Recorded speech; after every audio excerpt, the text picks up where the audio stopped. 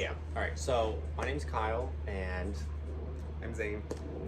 so we're going to talk about the nervous system today. So, what were you like? You said you were researching about it recently. So, what are like the revelations that you had about it? So I was looking into, I'm in the middle of writing a blog post about fight, flight, and freeze responses. And fight or flight is something that's pretty commonly known that affects the sympathetic nervous system, and it produces cortisol and adrenaline, and it's designed for acute stress situations like running away from a predator, etc. But there's another stress response that is called freeze, and it's something I've been aware of for a long time, but I never really looked into it. And it's something that I personally am affected by, so it's something that I am invested in. And looking into it, I found out that the freeze response is parasympathetic, which parasympathetic is when the nervous system relaxes, breathing slows, digestion starts.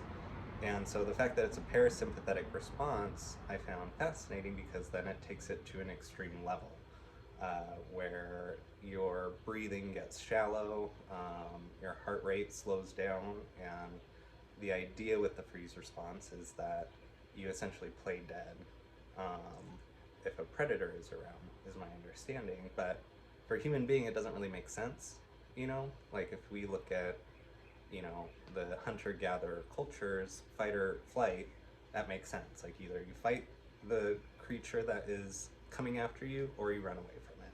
But a freeze response, like I feel like human beings can't really get away with it the way that like a possum can. And so I'm Like, it's wondering, not biologically good for you to get into that response in that situation necessarily. well, so the benefit though is that it's your perception is increased, and because your heart rate slows down and your breathing slows down, then it creates some clarity and provides like a cover for you. So it's like in that sense, I could see where it's like, but it seems to me like a precursor of fight or flight. It's like you know that there's a predator nearby, you freeze temporarily, and all of fight, flight, and freeze, these are supposed to be temporary responses to acute stress. So this hasn't even gotten into the chronic stress, which is a modern day invention. But freeze response seems to be a precursor so that you can quiet yourself and then decide what you're going to do. Can you fight the predator or do you need to run away? So So it's supposed to be like you're saying, what happens first, so you get into this situation that you're not expecting, that you don't know if it's dangerous yet or if you need to run or fight. And so it should be a very quick like summation in your thinking about what do I do. Right. But what we find a lot of the time is that you get like stuck in that free state beyond the point where you should fight or flight. Right. And if it's a parasympathetic activation, then it almost seems like it's a blowout of the sympathetic system, which would be the fight or flight. And it's like it's unable to cope with the challenge, so it just defaults to this free state. Which I think it's a choice. It's like, what do I do? And this is, I mean, when we talk about the ancient stress versus the modern stress, that's where I think it gets really interesting, because of chronic stress states they ravage the body essentially. You have fight and flight, cortisol, adrenaline, like your body gets exhausted from it. Cortisol is a huge hormone within the actual like body itself, within the bloodstream. It's like a giant bully, and it just deteriorates the body. The freeze response though is what I found interesting regarding chronic stress. And I was reading a Reddit post where people were talking about it, and they were like, yeah, because it's parasympathetic, like normally with sympathetic responses, you want to calm yourself down. So you slow your heart rate, you do deep breathing, you do yoga, meditation, whatever it is, right? So what's crazy about the freeze response, because it's parasympathetic, that makes it worse in a way, because you're specifically slowing your breathing and your heart rate when it's already like too slow. You know. Just for the situation. Well, yeah. When you're experiencing the, have you ever experienced it before? Yeah. Yeah. So like, it's You're talking about acute states, not chronic states. Is what no. you're Well, saying. I'm now I'm going into the chronic states. Okay. Now, yeah. So in the chronic states of freeze, where it's like, to me it feels like indecision. Like I don't know what to do, so I just freeze and I stop, Mhm. and I can't make a choice, and I can't think, and I don't know what to do. But to deactivate it, you have to get your heart rate up. So working out, doing exercise, getting something that gets your blood moving and your heart pumping again, which is really interesting. I think. Could you think of that as just like processing it, and the act of processing it has some bodily activation? I think it has to be processed through the body itself. Yeah. Like there has to be actual movement. Yeah. Whereas the other two, it's kind of the opposite, where it's like reducing movement. So it's like when your heart rate is up, you slow yourself down, and as healers, that's something that's a normal state. Is to don't know what to do, panicking, whatever, just like go inside, breathe, calm yourself down. With this other response though, it kind of changes how to go about it. Because instead of the go-to of, oh, I'm going to meditate and work through this, I found when I do that, it makes it worse. Mhm. Because then I'm thinking of all the other choices I hadn't thought about before, and it freezes me even more. And then I get anxious about not making a choice, and then I don't know what to do, and I just get stuck. And it just perpetuates the same thing. And I had never thought about it like this. I never really, it blew me away today when I was like, this makes a lot of sense. As someone that gets stuck in a freeze state, it's when I'm not moving. It's when I'm just at home and I stay sedentary, and it's like a form of, it's like depression. It's, how the nervous system responds to depression, or maybe the other way around. However that works. And like last night I worked out at home because I've been afraid of going to the gym. I've been freezing because I don't know when to go to the gym. I don't want to go when it's busy, but I also don't want to go late at night, and I don't know what to do, so I just haven't been going. Which then makes the whole thing more difficult because I've been freezing the process and not moving my body like my body wants. Mhm. So I was like, well, why don't I do something at home? And it took a good hour of convincing myself to do it. And I felt better. My heart rate got up. I started breathing again. I had this terrible neck pain for like 3 days. I don't get muscle aches and pains. Like my neck was so stiff for days. I have never experienced it before. And I worked out and it started feeling better. So, and I think that the body rigidity is also part of that freeze response, where everything stops. Your entire body contracts, the breathing stops, and you just freeze in place. Mhm. And to break it, you have to do something, even if it's a walk or whatever it is. You have to get out there and move. And it's not really talked about. Yeah. In like a biological sense, in the physical body, it's all about motion and how things can move through it, Mhm. whether it's energy or fluids. Mhm. But it reminds me of, if you've ever gone to Arnold Ehret and his thing about, he has this equation for the body basically about how to determine your health, and his equation is V equals P minus O. V is vitality, which is how you feel. Mhm. P is power, which is like unlimited basically. Like you have complete access at the end of the day to infinite potential and infinite energy. Mhm. And then O is obstructions. So it's basically the amount of obstructions you have determines how vital you feel. Hmm. And so he describes it in like the 3 fluid pathways of the body: the blood, the lymph, and the nervous system. Mhm. He's like, you get obstruct, and realistically, if you get obstructions in any of those places, you're going to get physical problems, blood clots, your lymph nodes are backed up, you're going to get infections, nervous system, nerve blocks, you're going to have pain. Mhm. And so it's like, well, what determines the level of obstructions in the body, and how do you get them moving again? So a lot of like the natural hygiene movement, or Arnold Ehret's work, besides diet changes, is just like you have to get the fluids moving. So how do you do that? And part of it's like temperature therapy, so you get circulation in there. How do you get circulation in the nervous system? Do energy work, but it's also like physical exercise. Same with the blood flow. It's okay, well, how do you get blood flow? Move it, lymph flow. Same thing, we'll stop putting things that obstruct it in there. And then if you can do that, the fluids move through, which means that the potential energy comes from the outside, can have more access to the fluids, and the fluids control the physical tissues. And so it's this whole thing of you just have to be able to move. We know that being sedentary is so bad for your health in the long run. So this idea of like the freeze response, this seems very maladaptive to our biology. So even if you look at like animals in nature, like, I don't know if I've told you this one before, but like deers, they study deers, for example, and they would watch what happens after they almost get hit on the highway.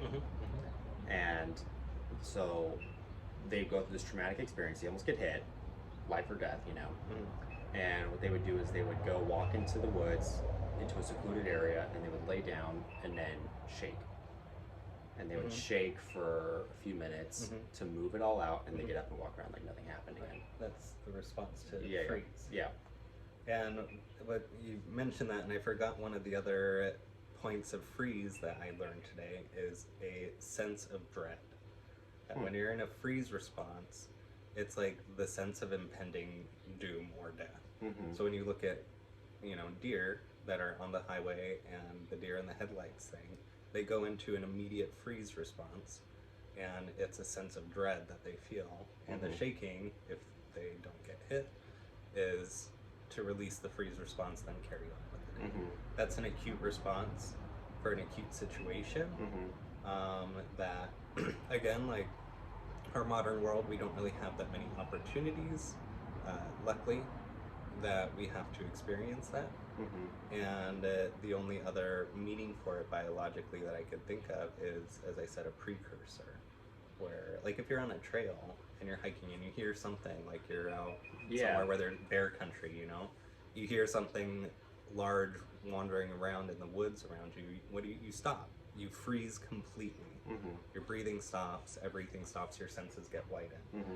And then you decide what to do. That is the healthy response. I think that's why it was developed.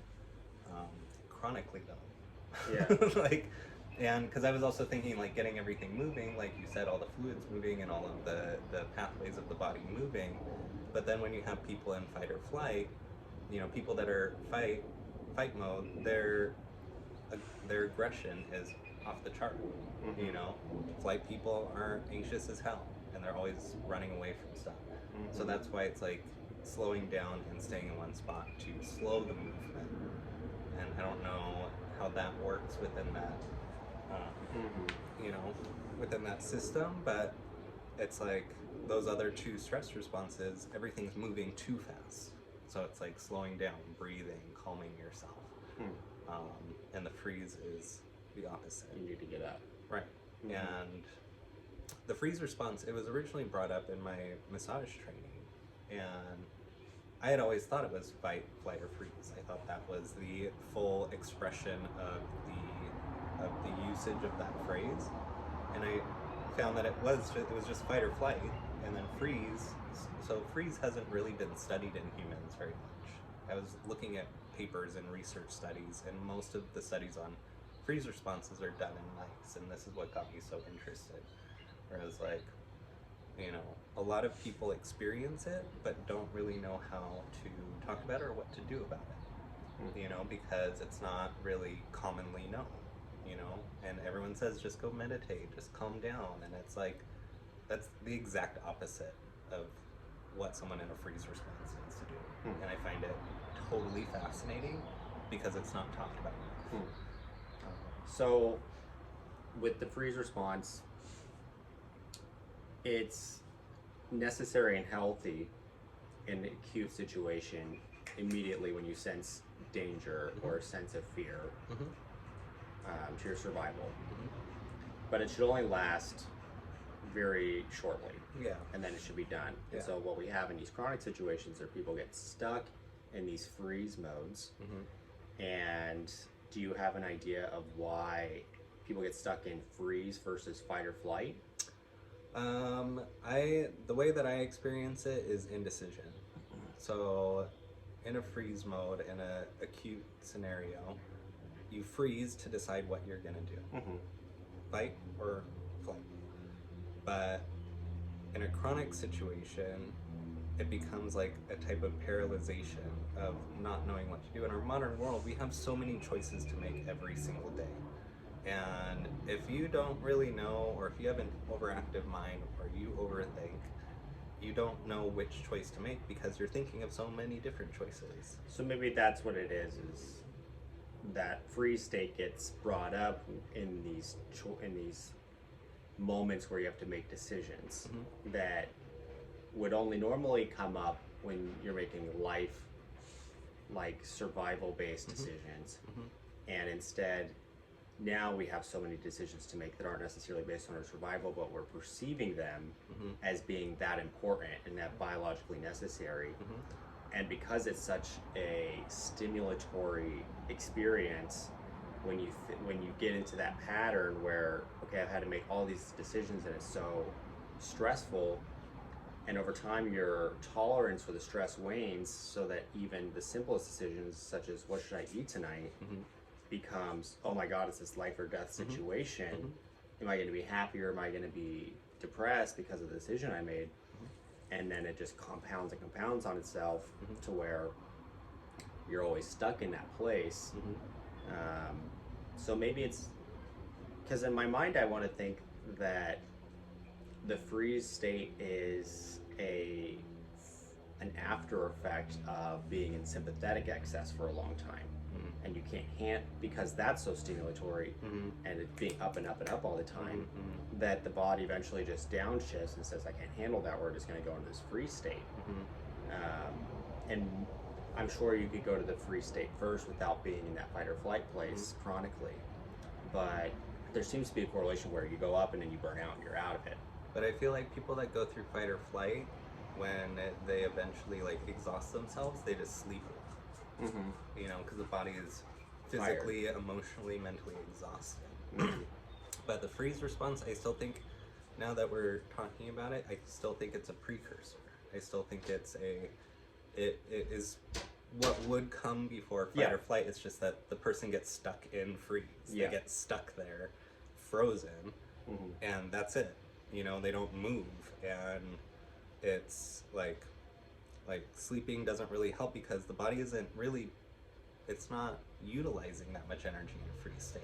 That's the problem. That's the weird thing about it. It's the complete opposite, where it's like there's all this energy that's getting stored up because it's not being used. Your respiratory is slowed down. All of your body systems are like too slow. Mm-hmm. You know, where it's just accumulating energy, which then I think manifests into anxiety, and then it kind of spirals from there. Did any of the stuff you researched, did they touch about on like the research with mice and stuff? Yeah, About that's what they're mostly talking like about. lifespan changes. Did they talk about that at all? Longevity or aging? I didn't look into it too much. I saw that they did a lot of studies on mice. I was looking for more information on how it affects human beings and the evolution of it, because that's where I was like, where did this come from? You know? Yeah. And I can't find much on humans. I didn't look into the mice because to me it's like the scenario and the expression of it's going to be totally different. Mm-hmm. You know, like with the mice in a freeze state, they can play dead. Yeah. You know, they can hide themselves and freeze and it would be effective. You know, but a human being in a freeze state, it's not really the most productive option. You know, no matter which Yeah. way you look at it in acute scenarios. Yeah. And that's where I was wondering, like, how did this evolve? And I don't, you know,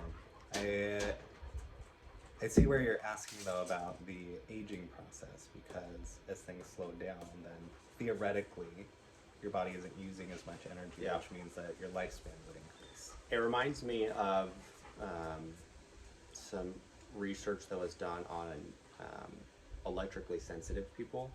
Mm. This book called The Invisible Rainbow.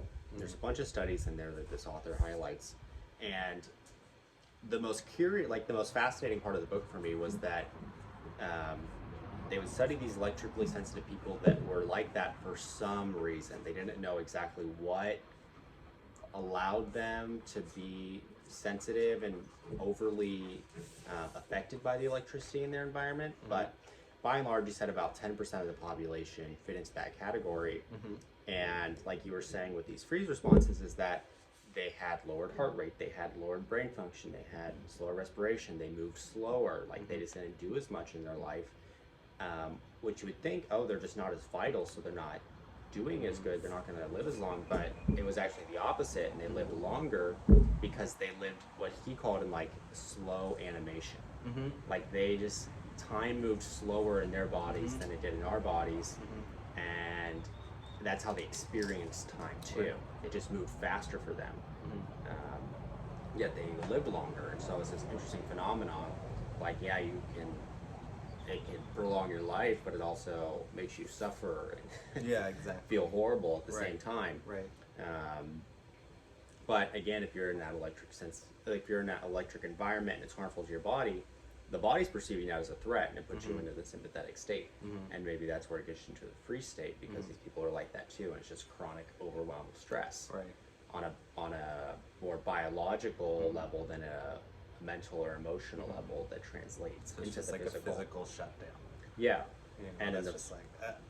And the ones we're talking about normally with trauma is it comes first to the mental emotional body, and then it gets translated into the physical body through the nervous system. And this, Right. it's just coming purely from an external physical source that's causing the situation to happen. I mean, it'd be interesting to see, like, because the Reddit thread that I was on, there was a lot of people that were like, oh, this makes so much sense. Like, these things that, you know, like myself, where I was like, I never thought about it this way, and it makes a lot of sense. And I wonder how many people are out there that experience freeze responses and have, you know, electrical sensitivity. And, you know, imagine that. Like, luckily, I don't have that kind of sensitivity to that degree, at least. But, you know, it's like being in a physiological and psychological state of being frozen due to your environment Yeah. would be awful. I think everybody's experienced the freeze state. And I know that, like, I can think of it mostly in these trauma situations. We've all had those experiences where you're in this kind of confrontation with somebody, whether it's family, friends, or a stranger, and then afterwards, you're like, I wish I would have said this or done this differently, but you never think of the thing in the moment, and that's because you're like shocked by the confrontation, and you're just like, do I need to fight this, or can I escape this? And you're not really Right. present in the moment because you're evaluating still. Right. And I think the tone of the nervous system, or the degree of health of the nervous system, equates to how fast you can make those decisions and act on them. Right. And if your nervous system's just blown out, then it just will oscillate and never actually make a decision, and you get frozen. And then you're Until later when the confrontation goes away, and then you can think clearly again. You're Yeah. like, this is what I should have said. Because you get some people in confrontations literally just become mutes, and they can't move or speak until the whole They thing's can't do done. it.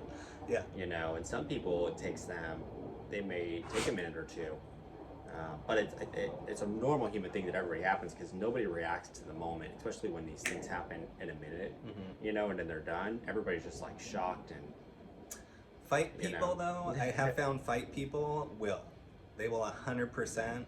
And this is where I've had personal encounters with this, obviously, where fight people, they want to know right now. They're getting in your face because to them it's all super clear because they're hyped up on fucking adrenaline, you know. But freeze people, it's like, I don't know I can't think properly. I can't say the right thing because I'm not thinking clearly. And this is where I found I've had to educate people. And that's something that, you know, I think this is kind of where I'm going with this, is freeze response people don't know what they're dealing with, which makes it a lot harder, because then everyone looks at that type and says, oh, you're lazy, or just get up and do it, it's not that hard, or whatever it is. And it is that hard. It is just the same as someone's flight response running away from stuff or someone's aggression getting into everyone's face. You know, it's just as real of a response, and how it's dealt with requires education of the people that are surrounded by you. Like, I tell people, I will respond to you later, I can't. I am not thinking clearly, so I just give me some time and space, because there's a lot of different things going on in my mind. Like, I have a very active, very acute mind that considers every possibility and formulates what I want to say specifically. If I don't say it, then I regret it later. If I don't say what I want to say, you know, and if someone doesn't like it, then they're probably not going to be the right person for me, you know, because that's education. That's how we deal with each other. Everyone has a different response. Fight and flight, everyone kind of has a degree of knowledge to that, which one they are. Freeze, though, that one nobody talks about. Yeah, well, it's interesting too. That makes me think, like, what factors allow somebody, not in a good way, you don't want to be in this place, but, you know, what determines whether you're a fight person or a flight person or a freeze person? And there's benefits and drawbacks to either one, I guess you could say, but with the people that are just ready to go immediately, to me it seems like they're just chronically in that sympathetic state, and so they're always looking for the fight. Those are type A personnel. And so when the fight appears in their world, you know, they're ready for it because their mind's already geared to look for it. Exactly. Which, they create those scenarios. You know, which isn't healthy either. And that's also very draining to the system to have to be on guard all the time. You know, and so you would think that the sympathetic would get worn out more faster.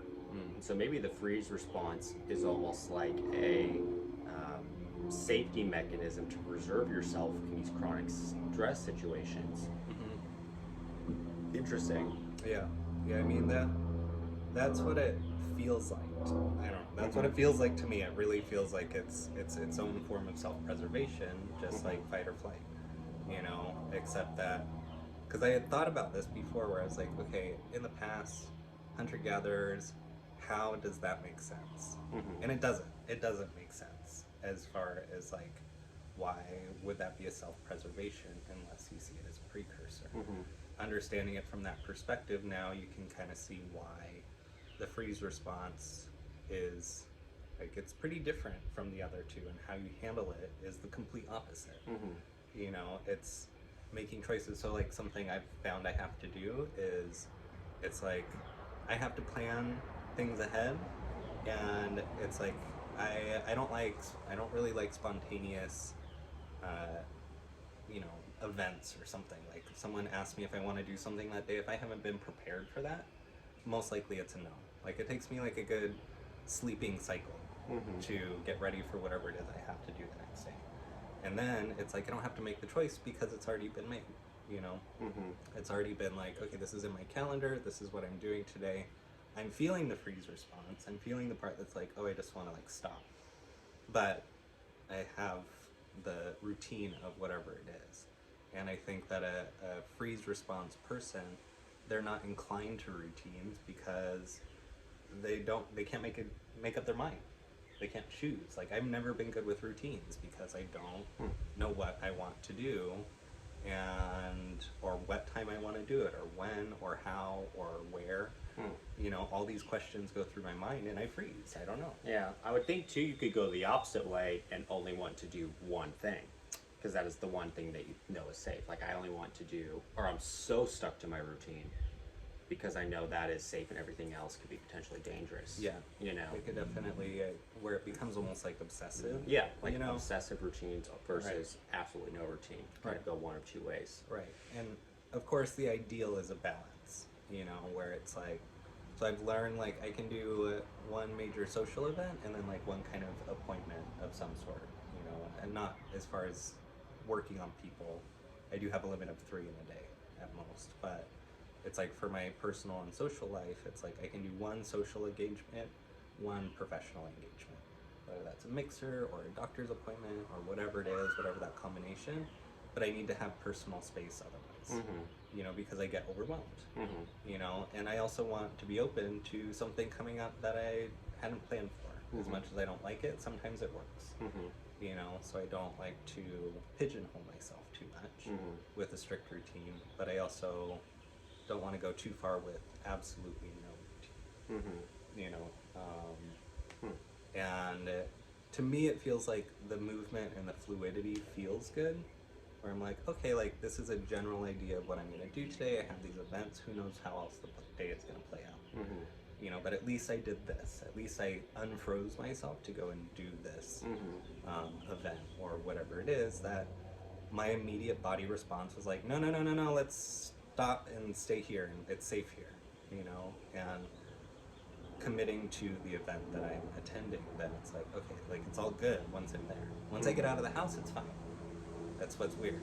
When I'm at home, it's instant freeze. And it's really difficult to get out of that. And as soon as I go outside, it's like I thaw out, and it's better.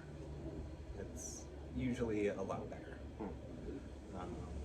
Even if it's something that the event was just whatever, I didn't like it, it still doesn't matter. It's the unfreezing that's important. You know, and again, this is, I think, why it deserves to be looked at a bit more, because I think more people are affected by it without having an understanding of the language around it.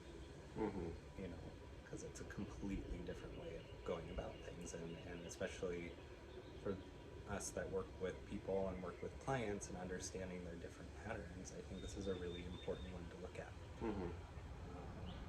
It's like even something like massage, like it's relaxing, it engages the parasympathetic response. It does have benefits still for someone in a freeze state, because then you're at least creating movement within the energy field, which can last for a period of time. And massage in itself can be very stimulating. It can be, You know, depending on the intensity of it and all that kind of stuff. Yeah, and I mean, generally though, most people, they want to have a relaxing experience. Yeah. You know, and stimulating techniques, like, they do have a lot of benefit, Yeah. but it's, I don't use them just because it seems like it's too much and not really in the nature of the work I do. Well, I can give you an example with myself, because with working with the nervous system, I find, and my goal usually is, let's get to a very parasympathetic state at the end of this session. And because that's where the regenerative energies of the body can do their work. And we can talk all day about that,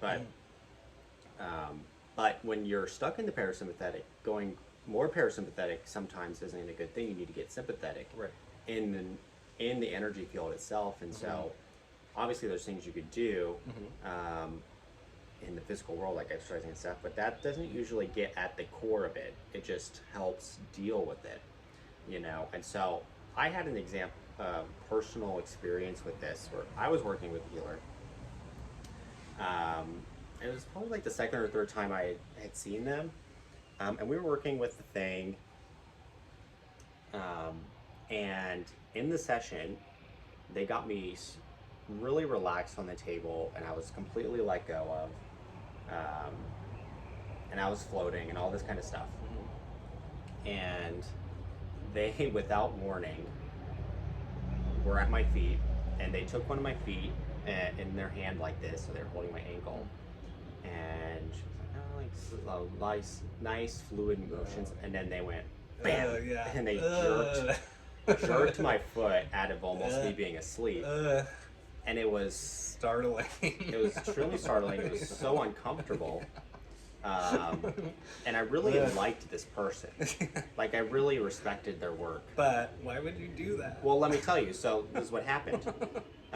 So it happened, and immediately I could feel my energy body way more vividly than I really had ever before. Like, it felt like an extension of me very clearly. And I felt it recoil like a snake. Yeah.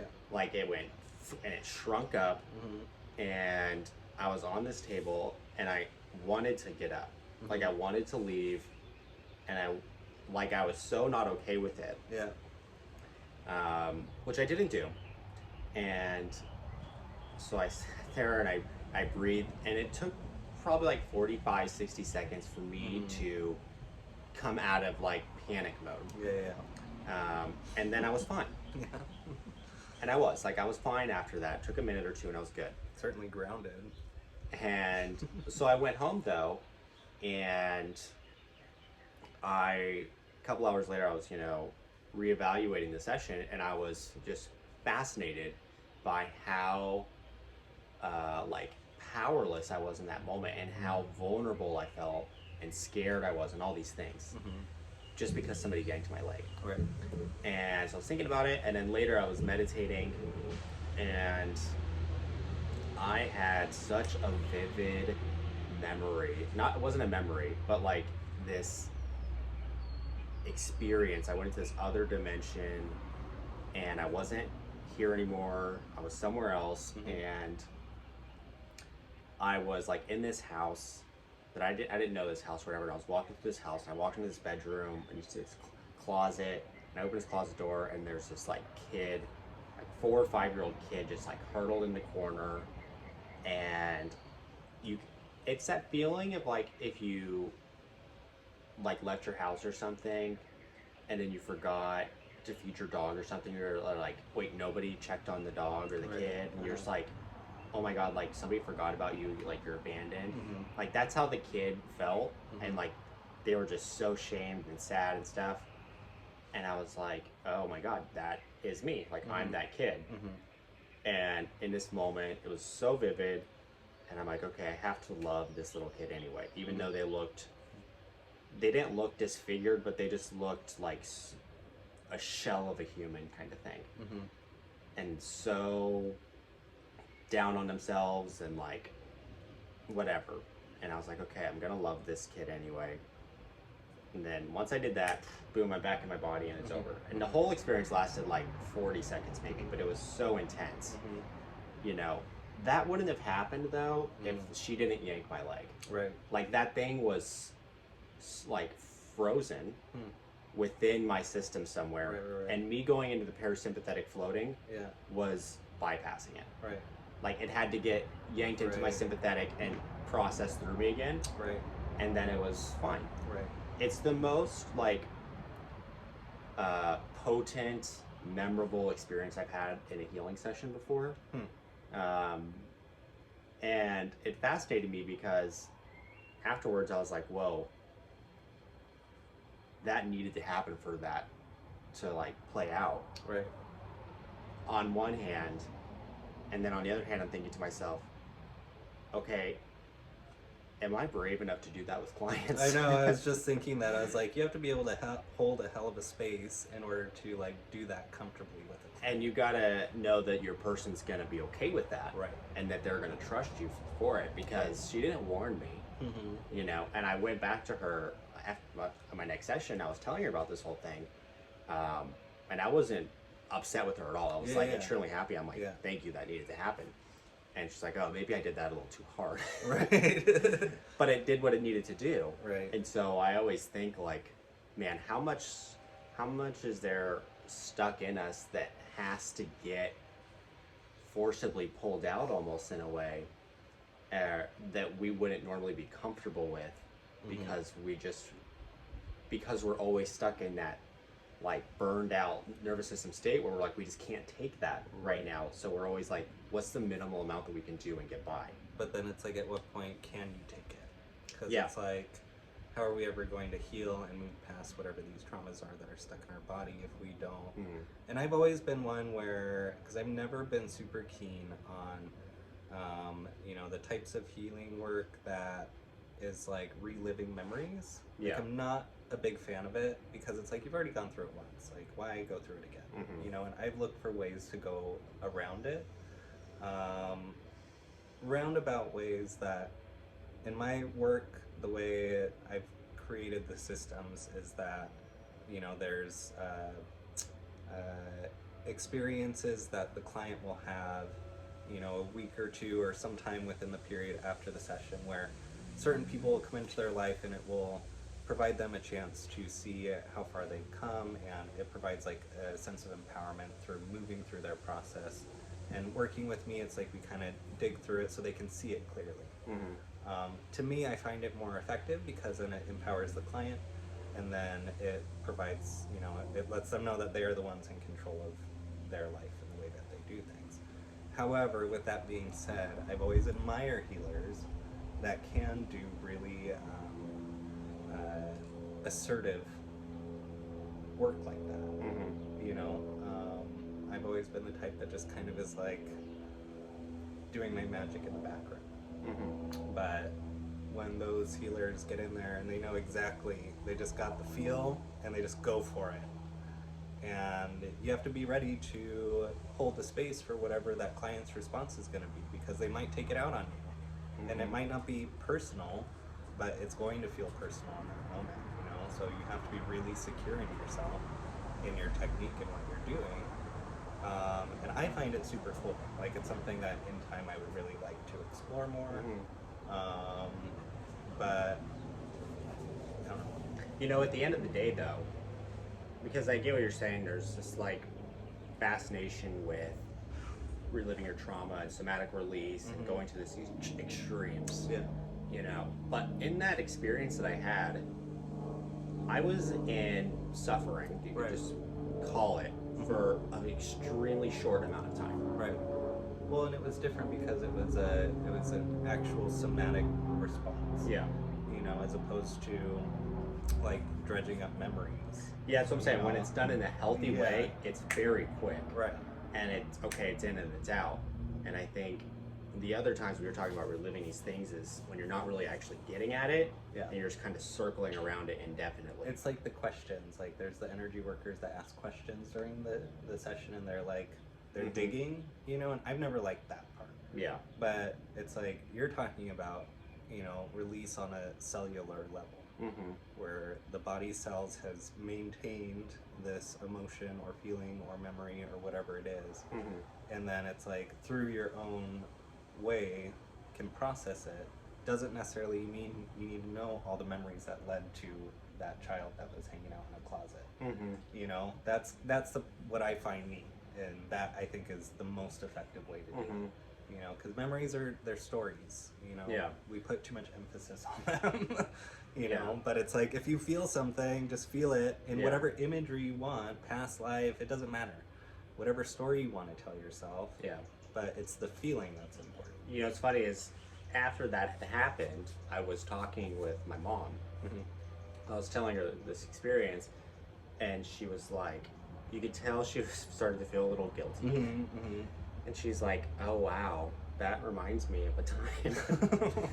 You know, and she's like, which I had no memory of. Yeah. She's like, oh, when you were, 5 or something, like, I thought your grandma was watching you, your grandma thought I was watching you, we both left the house. And it took us half an hour to realize that we left you at home on your own. And so, she rushed back, and I was home just bawling my eyes out because I got abandoned. Right. And she's like, oh, I've had so much guilt over that. And I was like, oh, I forgot. I didn't Yeah. remember of it. But my physical body had a retention of it, Interesting. And me having that experience of seeing myself in the closet was just a symbolic representation of what that experience meant for me. Right. It wasn't actually reliving me being stuck Right. where we're at now in this house, Yeah. where it happened. So, Yeah. interesting. Yeah, I mean, I am a big fan of personal empowerment regarding the healing of your own journey. It's like, don't succumb to the memory, don't succumb to the story.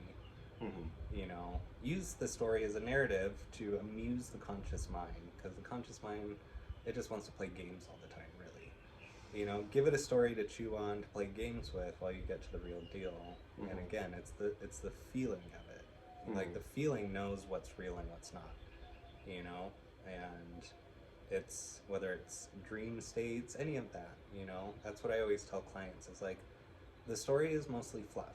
It's fun, it's amusing, but it's the feeling that is, how do you feel when you wake up? How do you feel after a healing session? How do you feel after you do meditate, whatever it is? That's what you're looking for, because often you can't put it into words, but it's like that story you just said, the level of how it affected you is on a level that would be difficult to describe, because it affected every aspect of who you are. And that's what release is. That's what healing release is. That's why it's a personal thing. That's what makes it so neat. And then as healers, we just have to use whatever tools to Mhm. facilitate.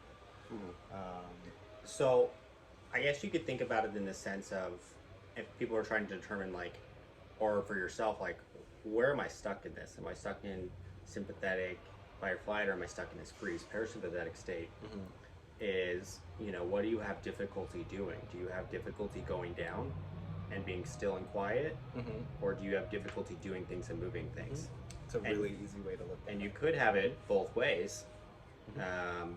But I think most importantly is, besides doing healing work and energy work and all this kind of stuff, which is great, um, is you have to start training the body to exist in these states Right. and going from one to the other. Right. Can I go exercise?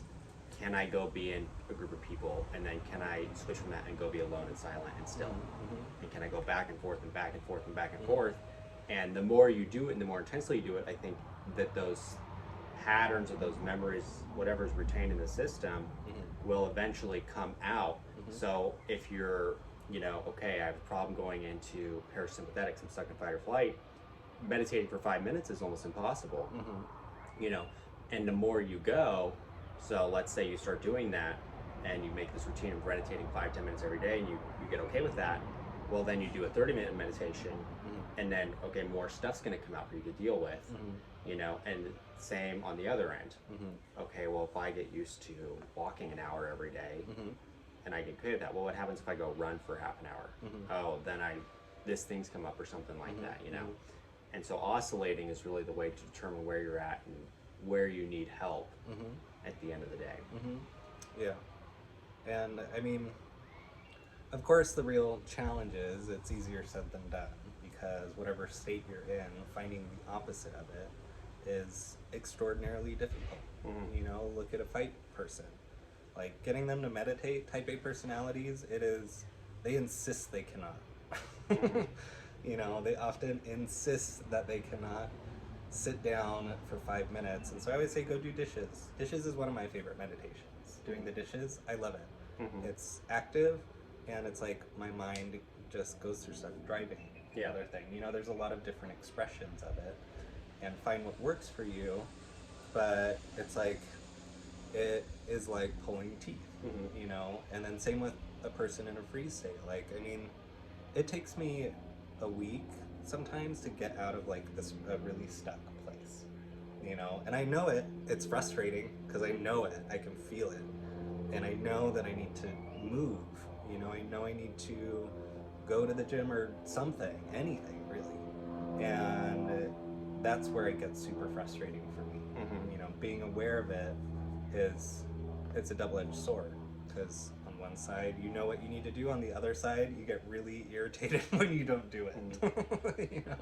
Another way to deal with it or look at it is to just go to even more of an extreme with it so that it eventually rebounds, because eventually it can't take, Yeah, you get that's usually what I tolerated do. you get tolerated Yeah. to do it, like, okay, Yeah. the tide's turning this way and you tolerate Yeah. it, but then if you push it a little bit more, sometimes it springs back. Yeah. And especially for people in sympathetic states, is because you're right, the desire to go down is there's no purpose, there's no value in it. That's how it appears to them. Right. And what often has to happen is they have to get so burnt out, they're forced into the parasympathetic, and then they find the value in that. I know that's been a case for me where it's just like, okay, I want to do, and it's not necessarily because I'm trying to avoid the parasympathetic state. It's just I'm putting more value in this doing thing, and then I'll do too much, and then my system's like, no, you can't do that, and then I'm like, oh wow, I really start to appreciate Right. the balance that is necessary for a healthy life, Right.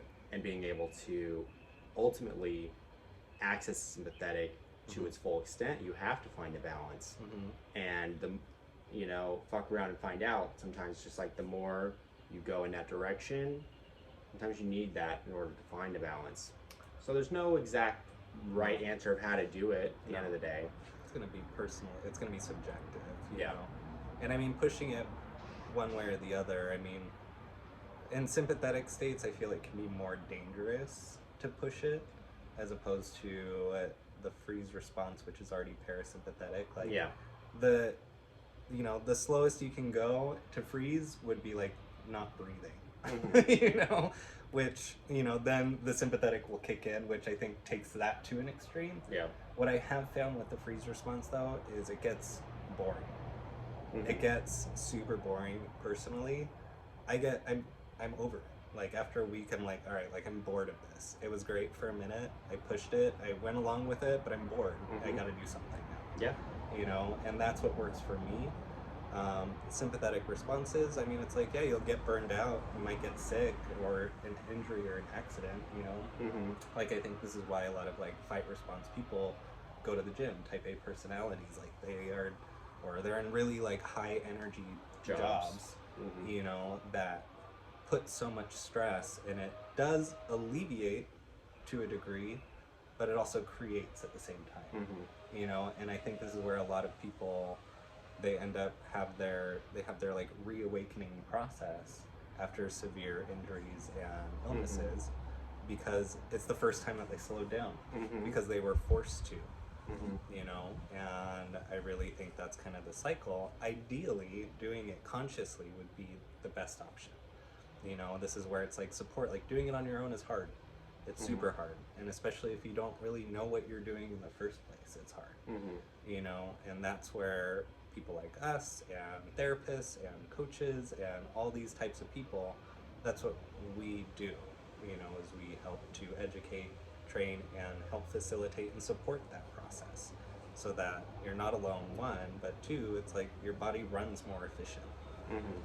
So it's a lot more than just, you know being in a quiet room and feeling relaxed. Yeah. The stuff that we do, it goes into why do you do what you do. Mm-hmm. And I find that pretty cool when you really kind of break it all down like that, the way we just have for Yeah. the past 50 minutes. Well, that's what we should talk about next time. Yes.